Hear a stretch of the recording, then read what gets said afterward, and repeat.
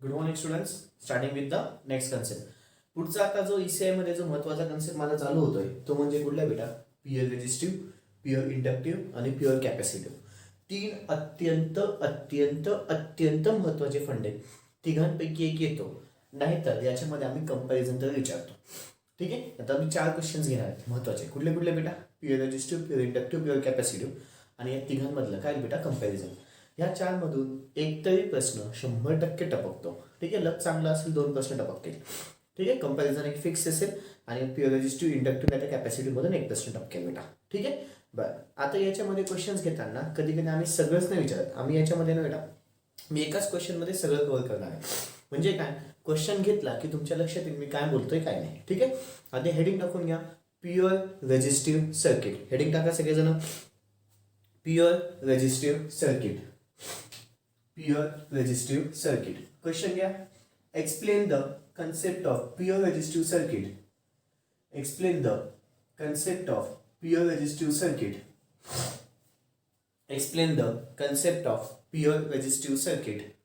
Explain the concept of pure resistive circuit on the basis of on the basis of on the basis of first definition. On the basis of first definition. Second, on the basis of first definition. Second, circuit diagram. Second, circuit diagram. Third, waveform. Third, waveform. Fourth, phasor diagram. Phasor चं spelling PHASOR. Phasor diagram. PHASOR. Phasor diagram. Definition झालं. Second, circuit diagram. Third, waveform. Fourth, phasor diagram.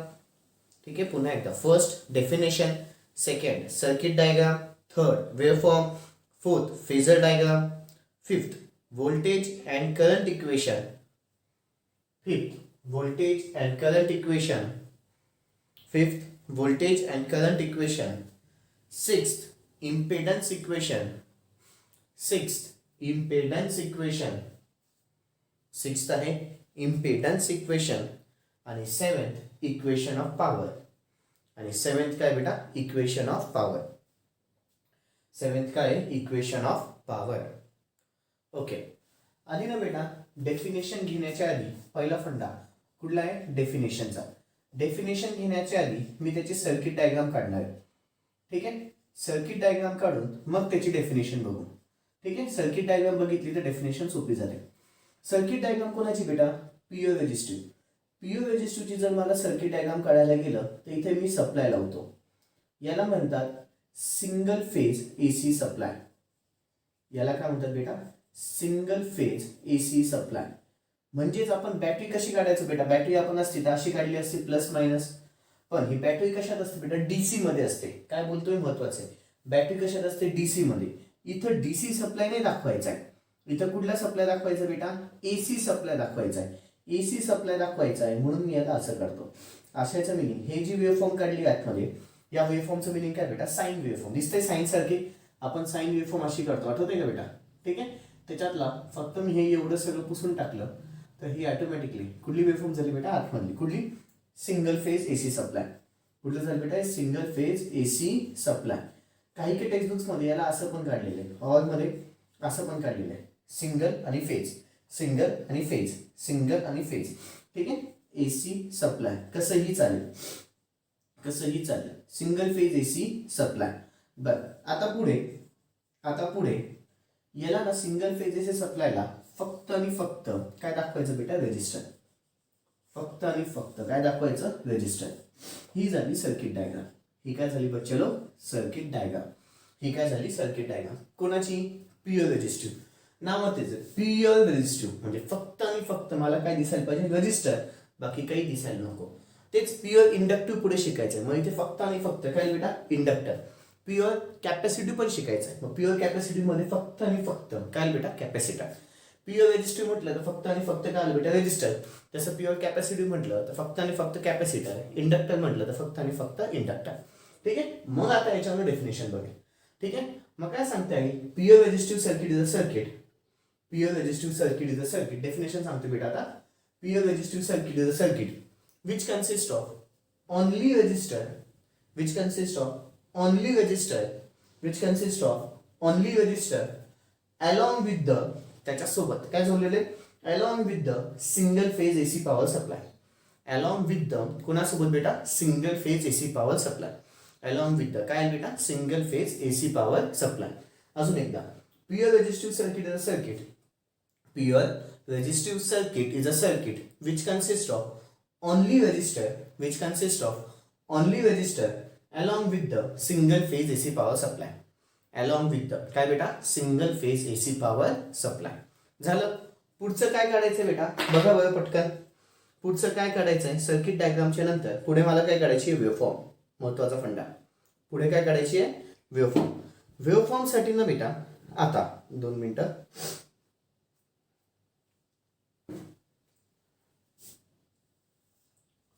Third मुद्दा काय काढायचा बेटा, आता waveform. Waveform ना बेटा, मला इथे 2 वेव्हफॉर्म काढावे लागतात. 2 वेव्हफॉर्म काढायच्या. कुठल्या, एक व्होल्टेजची वेव्हफॉर्म येईल, एक करंटची वेव्हफॉर्म येईल.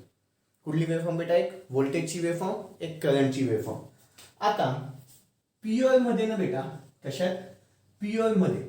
आता आपल्याला ऍक्च्युली ना बेटा पुढचं एक चॅप्टर मध्ये पण आपल्याला फंडा शिकायचा आहे. त्याच्यामध्ये कॉम्बिनेशन शिकायचं आहे. त्याच्यामध्ये काय शिकायचंय, जे सांगतोय सध्या फक्त ऐका, नंतर तुम्हाला मी कळेल काय सांगतोय काय नाही. आता ना जसा प्युअरचा फंडा बघतोय, म्हणजे pure resistive, pure inductive, pure capacitive, आपण असे फंडे बघतोय, राईट. ठीक आहे. तसाच पुढच्या चॅप्टर मध्ये ना बेटा मी कॉम्बिनेशनचे फंडे बघणार आहेत. कुठले फंडे, कॉम्बिनेशन. त्याच्यामध्ये RL कॉम्बिनेशन, RC कॉम्बिनेशन, अजून एक RLC कॉम्बिनेशन. म्हणजे काय, RL म्हटलं की रेजिस्टर इंडक्टरचं दोघांचं कॉम्बिनेशन येईल सर्किट डायग्राम मध्ये. RC म्हटलं तर रेजिस्टर कॅपॅसिटरचं कॉम्बिनेशन येईल.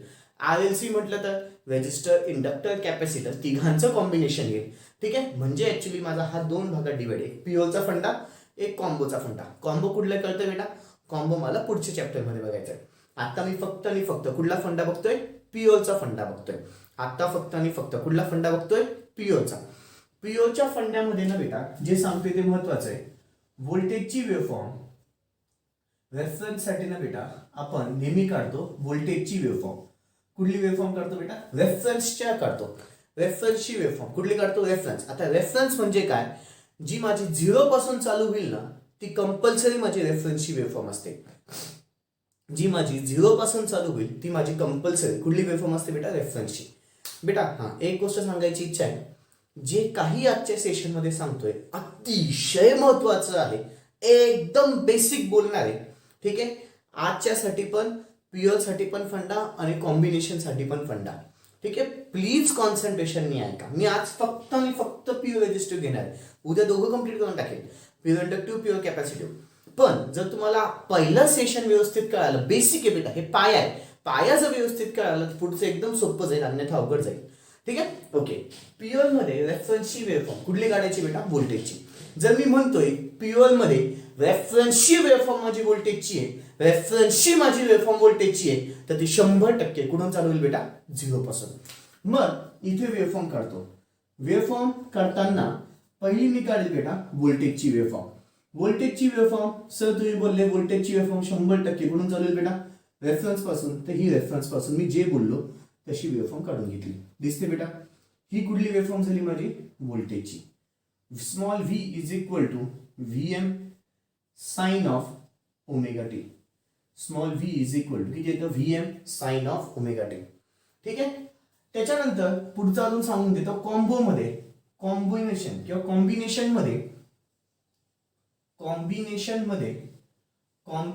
मध्ये तुमची करंटची वेव्हफॉर्म जी असते ती रेफरन्स पासून चालू होते.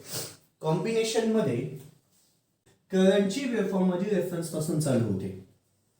काय चालू होते बेटा, करंटची. मग तेव्हा करंटच्या वेळेस तेव्हा पण मी तुम्हाला विचारेल बेटा, मी तुम्हाला प्युअर रेजिस्टिव्ह मध्ये हा बेसिक फंडा सांगितला होता असं विचारेल. तो प्लीज कॉपी करायचा आहे. एकदम IMP म्हणून कॉपी करायचा आहे.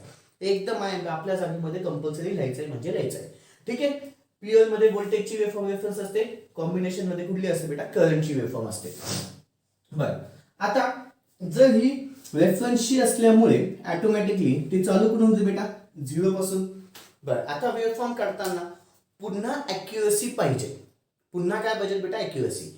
का तर बेटा कधी कधी ना आम्ही फक्त आणि फक्त वेव्हफॉर्म तुम्हाला 4 मार्कासाठी विचारतो. म्हणजे आता पहा, आपण जर तुम्ही वेव्हफॉर्म काढताना एकदम IMP मुद्दा घ्यायचा. का बेटा? तर कधी कधी आम्ही फक्त वेव्हफॉर्मच तुम्हाला किती मार्कासाठी विचारतो बेटा? 4 मार्कासाठी. किती मार्कासाठी? 4 मार्कासाठी. आता जर वास्तविक तुम्ही क्वेश्चन ऑब्झर्व केला ना, तो क्वेश्चन मध्ये तुम्हाला 7 प्रश्नांची उत्तर द्यायची आहेत. किती प्रश्नांची बेटा? 7. कुठले कुठले? डेफिनेशन पण सांग, सर्किट डायग्राम पण सांग, वेव्हफॉर्म पण सांग, phasor diagram, voltage current equation, impedance equation आणि इक्वेशन ऑफ पॉवर. हा, एवढे 7 प्रश्न आहेत. हे 7च्या 7 प्रश्न काही पडत नाही तुम्हाला. आम्ही याच्यातून काहीतरी कधी कधी फक्त 2च प्रश्न टाकतो किंवा फक्त 4 प्रश्न टाकतो बेटा. 2 प्रश्नांमध्ये जर टाकलं तर एक प्रश्न माझा वेव्हफॉर्म असेल तर ॲटोमॅटिक 2 मार्क टाकतो. आणि एखादा पेपर जाता तुम्हाला फक्त वेव्हफॉर्म विचारले, draw the waveform for pure resistive circuit 4 मार्कासाठी. Draw the waveform for pure resistive circuit किती मार्कासाठी बेटा? 4 मार्कासाठी. मी काय केलंय? सगळ्या प्रश्नांचं कॉम्बिनेशन एकाच ह्याच्यात टाकून दिलंय. ठीक आहे, म्हणजे हे अनेक प्रश्न आहेत पण ते एकाच प्रश्नामध्ये घेऊन घेतलेले आहेत. ठीक आहे, जसं आता मी तुम्हाला हे 2 प्रश्न विचारू शकतो, डेफिनेशन आणि सर्किट डायग्राम 4 मार्कासाठी, सर्किट डायग्राम वेव्हफॉर्म 4 मार्कासाठी. मला मनातील तसं मी विचारेल बेटा. ठीक आहे, ते काय सांगू शकत नाही. कधी कधी एक मार्काला पण देते. डेफिनेशन, सर्किट डायग्राम, वेव्हफॉर्म आणि इम्पिडन्स इक्वेशन. इम्पिडन्स इक्वेशन लिहा. हे फक्त सगळे 4 इक्वेशन 4 मार्कासाठी. काय बोलतोय काय नाही कळतंय? म्हणजे डिपेंड ऑन द एक्झामिनर. एक्झामिनरच्या डोक्यात काय आहे काय नाही त्याच्या हिशोबाने तो मार्किंग स्कीम ठेवतो. ठीक आहे, बरं. आता पुन्हा वेव्हफॉर्म मध्ये महत्वाचं काय बेटा? की बाबा हे डिस्टन्स कसं पाहिजे? सेम. आडवं हुबं गेलं तर हुबं डिस्टन्स पण वरती 2 लाईनी गेलं तर खाली पण किती लाईनी घ्याल? 2 लाईनी. मनाने कारभार करायचा नाही. बरं, आता प्युअर रेझिस्टिव्ह. आता महत्वाचं आहे पुन्हा. प्युअर रेझिस्टिव्ह मध्ये काय होतं बेटा?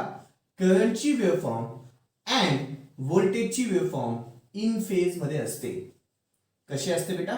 In phase. हेच प्युअर इंडक्टिव्ह मध्ये बदलेल. हेच कशासाठी बदलेल बेटा? प्युअर इंडक्टिव्ह साठी बदलेल. त्याच्यानंतर प्युअर कॅपॅसिटिव्ह साठी पण बदलेल. काय होतं काय नाही ते आपल्याला उद्या बघायचं. ठीक आहे, काय होतं काही नाही ते आपल्याला कधी बघायचं बेटा? पुढच्या सेशन मध्ये. ठीक आहे, प्युअर रेझिस्टिव्ह मध्ये करंट आणि व्होल्टेज कसे असतात? In phase. प्युअर रेझिस्टिव्ह मध्ये करंट आणि व्होल्टेज कसे असतात? In phase. जर ते दोघंच्या दोघं इन फेज मध्ये असतील, in phase, out of phase, सगळे फंडे शिकवले. इन फेज म्हणजे काय? एक वेव्हफॉर्म जर माझी 0 पासून चालू होतीये, पुढची पण माझी वेव्हफॉर्म कुठून चालू होईल बेटा? 0 पासून. मग पुढची पण माझी वेव्हफॉर्म जी आहे ती एक्झॅक्ट कुठून चालू होईल बेटा? 0 पासून. आणि तेवढंच डिस्टन्स आडवं आणि हुबं दोघी. ठीक आहे, आडवं आणि हुबं तेवढंच डिस्टन्स. आडवं आणि हुबं तेवढंच डिस्टन्स. चेंज करायचं नाही. आणि ही इक्वेशन कुठली झाली बेटा? आता करंटची. Current is equal to I am sine of omega t. I is equal to किती आलं बेटा? I am sine of omega t. I is equal to किती आलं? I am sine of omega t. इथे काय होईल काय नाही नंतर बघू. ठीक आहे, ही कुठली झाली बेटा? वेव्हफॉर्म. हे काय झालं? वेव्हफॉर्म. पुन्हा एकदा डेफिनेशन काय सांगता येईल? Pure resistive circuit is a circuit which consists of only resistor along with the single phase AC supply. Along with the काय आहे बेटा? Single phase AC supply. Waveform काढताना व्होल्टेज आणि करंटची वेव्हफॉर्म कशी असते? In phase. किंवा करंट आणि व्होल्टेजची वेव्हफॉर्म कशी असते? In phase. रेफरन्स माझी कुठली आली पाहिजे? व्होल्टेजची. का? पीओचा फंडा चालू आहे म्हणून. पीओचा फंडा आहे म्हणून ऑटोमॅटिकली व्होल्टेजची वेव्हफॉर्म कंपल्सरी काय बेटा? रेफरन्स म्हणून. कॉम्बोचा फंडा असता तर ऑटोमॅटिकली मी काय घेतलं असतं बेटा? करंटची वेव्हफॉर्म, करंटची इक्वेशन किंवा करंटची वेव्हफॉर्म रेफरन्स म्हणून काढली असती. करंटची वेव्हफॉर्म काय म्हणून काढली असती? रेफरन्स म्हणून. बरं, वेव्हफॉर्म झालं. ठीक आहे, तिसरा मुद्दा काय म्हणतोय? थर्ड मुद्दा पण झाला. चौथा मुद्दा काय म्हणतोय? Phasor diagram. Phasor diagram. आता फेजर डायग्राम काय असतं बेटा? फेजर डायग्रामला अजून एक नाव आहे वेक्टर डायग्राम. इथे लिहून घेतो. यालाच अजून एक काय नाव आहे बेटा? Vector diagram. आता वेक्टर डायग्राम काय असतं? वेक्टर डायग्राम, फेजर डायग्राम काय? वेक्टर डायग्राम किंवा फेजर डायग्रामला बेटा आपण जी वेव्हफॉर्म काढतो ना, ग्राफिकल रिप्रेझेंटेशनचं कन्व्हर्शन लाईन रिप्रेझेंटेशनच्या फॉर्म मध्ये. कुठल्या फॉर्म मध्ये? लाईनीच्या फॉर्म मध्ये तुम्हाला दाखवायचंय. मग ते आडवी हुबी कशी लाईन चालेल. ठीक आहे, त्याच्या हिशोबाने मला दाखवायचंय. बरं, आता फेजर डायग्राम काढताना जी तुमची आडवी लाईन असते ती रेफरन्स साठी असते.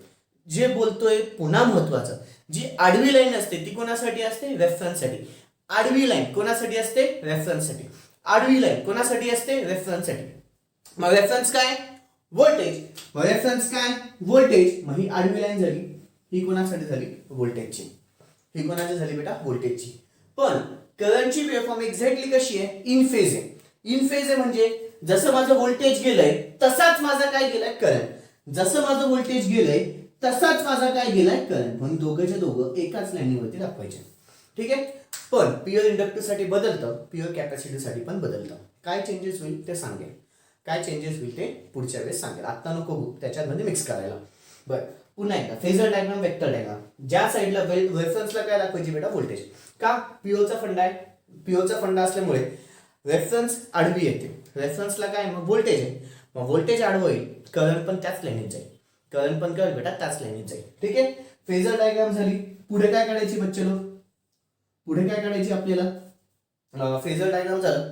पुढे काय बेटा व्होल्टेज अँड करंट इक्वेशन. पाचवा फंडा voltage and current equation, voltage and current equation, voltage and current equation.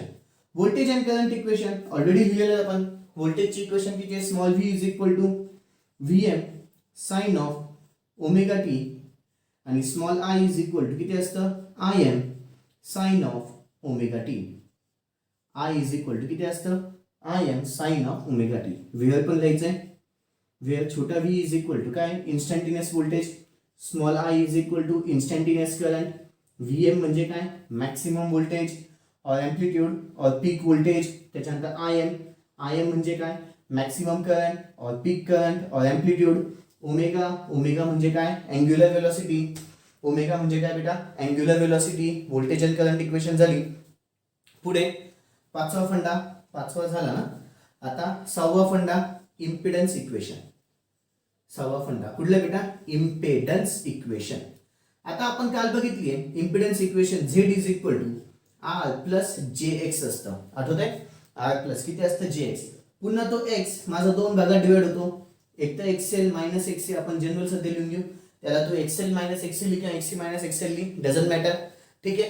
पण इथे एक्सएल एक्सी एक्स येईल का बेटा इथे नाही येणार. एक्स कधी येतो ते समजून घ्या. एक्स कधी येतो इंडक्टर असेल तर किंवा कॅपॅसिटर असेल तर. काय बेटा इंडक्टर असेल तर किंवा कॅपॅसिटर असेल तर. या सर्किट डायग्राम मध्ये तुम्हाला इंडक्टर दिसतोय का नाही, कॅपॅसिटर दिसतोय का नाही. म्हणजे ऑटोमॅटिकली एक्सएल पण येणार नाही एक्सी पण येणार नाही. मग झेड इज इक्वल टू फक्त किती आलं R plus J into the bracket 0. म्हणजेच झेड इज इक्वल टू किती आलं बेटा R. Z is equal to किती आलं आर. हा कुठला फंडा झाला बेटा सहावा फंडा. कुठला फंडा झाला सहावा. आणि शेवटचा funda equation of power. Equation of कोणाची बेटा पॉवर. पॉवरची इक्वेशन फिक्स असते. Power is equal to V R M S into the I R M S into the cos of phi. But phi is equal to 0 degree. But phi is equal to किती बेटा 0. फायची किंमत किती असते 0 degree. जर माझी फायची किंमत 0 असेल तर इथे कॉस ऑफ 0 होऊन जाईल. मग पॉवर इज इक्वल टू किती V R M S into the I R M S, V R M S into the I R M S into the cos of 0. Cos 0 तुम्ही जर काढलं ना बेटा cos 0 ची किंमत किती असते 1. कॉस 0 ची किंमत किती असते 1. मग therefore power is equal to पुन्हा V R M S into the किती आलं बेटा I R M S. Cos of phi ची किंमत किती असते 1. तिघ इक्वेशन तिघ स्टेप लिहायचे बेटा. V R M S I R M S cos of phi. फायची किंमत 0, कॉस 0 टाकला, कॉस 0 ची किंमत 1 असते म्हणून V R M S into the I R M S. इथे माझे 7च्या 7 प्रश्न संपले. इथे माझे कुठले प्रश्न संपले बेटा 7च्या 7 इथे महत्त्वाचे प्रश्न संपलेले. डेफिनेशन कळाली. डेफिनेशन काय pure resistive circuit is a circuit which consists of only resistor along with the single phase AC supply. Which consists of only resistor along with the single phase AC supply. Waveform अशीच का काढली कळालं. पीओर मध्ये व्होल्टेजची waveform reference म्हणून असते म्हणून रेफरन्स काढली. पीओर रेजिस्टिव्ह आहे व्होल्टेज आणि करंटची वेव्हफॉर्म कशी येते इन फेज मध्ये असते. जे बोललोय अतिशय महत्त्वाचे मुद्दे बोललं गेलंय. जे बोललोय अतिशय महत्त्वाचे मुद्दे बोललं गेलंय. ठीक आहे. प्लीज हे आजचं लेक्चर कमीत कमी 3 ते 4 वेळेस ऐका. कमीत कमी 3 ते 4 वेळेस. छोटंसं लेक्चर खूप मोठं नाहीये. ठीक आहे. 3 ते 4 वेळेस कंपल्सरी ऐकायचं. कंपल्सरी ऐकायचं. ठीक आहे. ओके. आता आन्सर मध्ये लिहून घ्या. सगळ्यात पहिली डेफिनेशन. सगळ्यात पहिली डेफिनेशन DEF ला DF डॅश करा. Pure resistive circuit is a circuit. Pure resistive circuit is a circuit. Pure resistive circuit is a circuit which consists of only resistor, which consists of only resistor along with the single phase AC power supply, which consists of only resistor, which consists of only resistor along with the single phase AC power supply, along with the single phase AC power supply, along with the single phase AC power supply. Okay, आता second circuit diagram काढून घ्यायची आहे, third waveform काढून घ्यायची आहे, fourth phasor diagram काढून घ्यायची आहे, फिफ्थ व्होल्टेज आणि करंट इक्वेशन लिहून घ्यायची आहे. व्हेअर मी सांगतो, ठीक आहे. इथपर्यंत सगळ्यांनी लिहून घ्यायचं आहे. Small I is equal to, small I पर्यंत सगळंच्या सगळं व्हिडिओ पॉज करायचा आहे, सगळं लिहून घ्यायचं आहे. Small I is equal to I M sine of omega t पर्यंत व्हिडिओ पॉज करून सगळंच्या सगळं लिहून घ्यायचं आहे. Small I is equal to I M sine of omega t पर्यंत सगळ्यांनी व्हिडिओ पॉज करून लिहून घ्यायचा आहे. ओके, लिहून झालं असेल. आता व्हेअर घ्या. Where small V is equal to instantaneous voltage, where small V is equal to instantaneous voltage, small I is equal to instantaneous current, small I is equal to instantaneous current, Vm is equal to maximum voltage, Vm is equal to maximum voltage or peak voltage or peak voltage or amplitude, peak voltage or amplitude, maximum voltage or peak voltage or amplitude. Im पुढच्या वेळी घ्या. Im is equal to maximum current or peak current or amplitude, maximum current or peak current or amplitude. Omega is equal to angular velocity, omega is equal to angular velocity, omega is equal to angular velocity. Okay, आता 6वं आणि 7वं दोघे impedance equation आणि equation of power दोघं लिहून घ्यायचं बेटा. 6वं आणि 7वं video pause करायचा आहे. 6वं आणि 7वं व्यवस्थित लिहून घ्या. इक्वेशन ऑफ इम्पिडन्स आणि इक्वेशन ऑफ पॉवर दोघं लिहून घ्यायचं आहे व्हिडिओ पॉज करून. ओके, झालं बेटा. आता लक्ष माझ्याकडे. आजच्या सेशनमधले महत्त्वाचे मुद्दे. प्युअर असेल तर व्होल्टेजची वेव्हफॉर्म रेफरन्स म्हणून जाते, कॉम्बो असेल तर करंटची वेव्हफॉर्म रेफरन्स म्हणून जाते. ठीक आहे. दुसरा महत्त्वाचा मुद्दा, जी रेफरन्सला असते ती 0 पासून चालू होते. वेव्हफॉर्ममध्ये जी रेफरन्सची असेल ती 0 पासून चालू होते. वेक्टर डायग्राममध्ये जी रेफरन्सची असेल ती आडवी जाते, जी रेफरन्सची असेल ती काय जाते, आडवी जाते. पुढचा मुद्दा, कॉम्बोमध्ये कशात, कॉम्बोमध्ये करंटची वेव्हफॉर्म काय असते बेटा, रेफरन्स म्हणून. कॉम्बोमध्ये करंटची वेव्हफॉर्म रेफरन्स म्हणून असते. ठीक आहे. कॉम्बोच्या कॉम्बोमध्ये अजून व्यवस्थित तेव्हा सांगून देईल. कळाले बच्चे लोक. Okay, that's all. बाकीचं उद्या. प्लीज हे आजचं सेशन 2 ते 3 वेळेस व्यवस्थित बघाल. प्लीज आजचं सेशन 2 ते 3 वेळेस बघाल. खूप इम्पॉर्टंट आहे. पुढच्या दृष्टिकोनातून पण खूप इम्पॉर्टंट आहे. डिग्रीसाठी पण खूप IMP सेशन आहे. आम्ही वायवामध्ये पण हेच क्वेश्चन्स विचारतो. त्याच्यानंतर तुम्ही जेव्हा इंटरव्ह्यूजमध्ये जाता तेव्हा पण आम्ही तुम्हाला जास्तीत जास्त कन्फ्युजिंग असतात म्हणून आम्ही तुम्हाला हेच प्रश्न जास्तीत जास्त विचारतो. ठीक आहे बच्चा लोक, प्लीज नीट बघाल. Okay, that's all. बाकीचं उद्या. थँक्यू.